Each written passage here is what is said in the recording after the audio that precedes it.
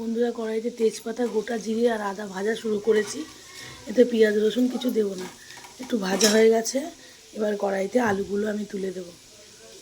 আজকে কি রান্না করছি বলো তো বন্ধুরা?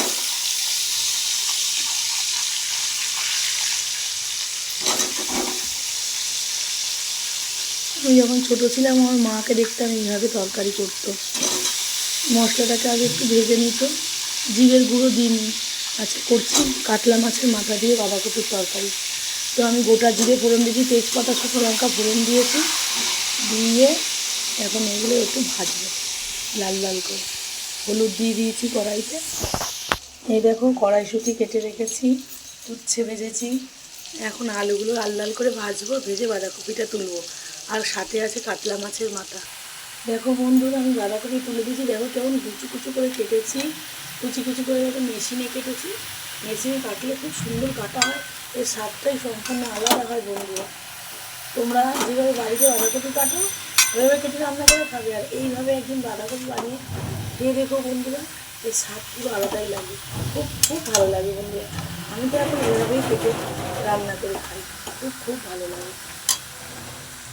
দেখো কড়াইশুঁটি তুলে দিলাম, এখন একটু নুন দিয়ে এগুলো একটু ভাজা ভাজা করব, তারপরে মাছের মাথা দেবো। আর যা মশলা দেওয়ার দিয়ে দিয়েছি, চিনি দেবো নামানোর আগে খানিকটা দিয়ে, গরম মশলার গুঁড়ো দিয়ে নামাবো। বন্ধুরা দেখো আমি এখন বাঁধাকপি কষা, দেখো কীরকম জল বেরোচ্ছে বাঁধাকপির থেকে। এখন কষানোর পর্ব চলছে। এইভাবে বন্ধুরা তোমরা একদিন করে খেয়ে দেখো, আশা করি তোমাদেরও ভালো লাগবে। দেখো বন্ধুরা আমি এখন দুটো কাতলা মাছের, এক ফালি কাতলা মাছের মাথা, মানে একটা মাথা দু ফালি করেছি, করে তুলে দিলাম। এখন কাতলা মাছের মাথাটা আমি এখন আস্তে আস্তে এর মধ্যে বয়েল করে ভেঙে দেব। বন্ধুরা দেখো এখন বাঁধাকপিটা ফুটে উঠেছে, আমি এর উপর একটা প্লেট চাপা দিয়ে দেব।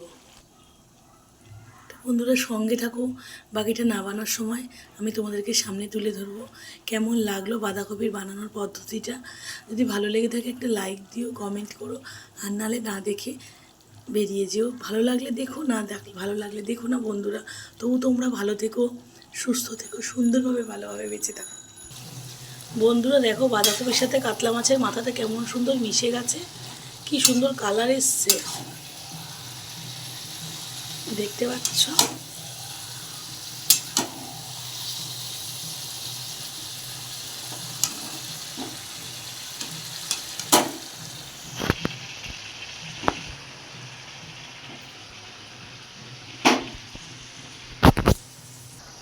স্বাদ মতো চিনি দিয়েছি আর একটু নুন দিয়েছি স্বাদ মতো, দিয়ে দেখো ফুটে উঠেছে।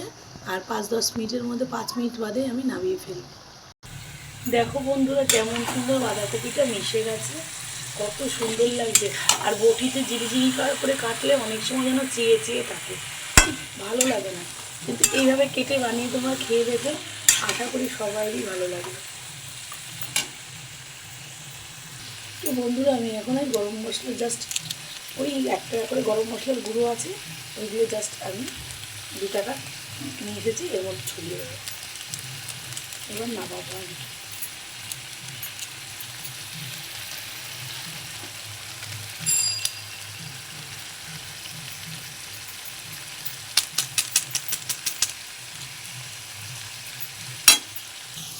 বন্ধুরা আমার বাঁধাকপি তৈরি, এবার আমি নামাবো।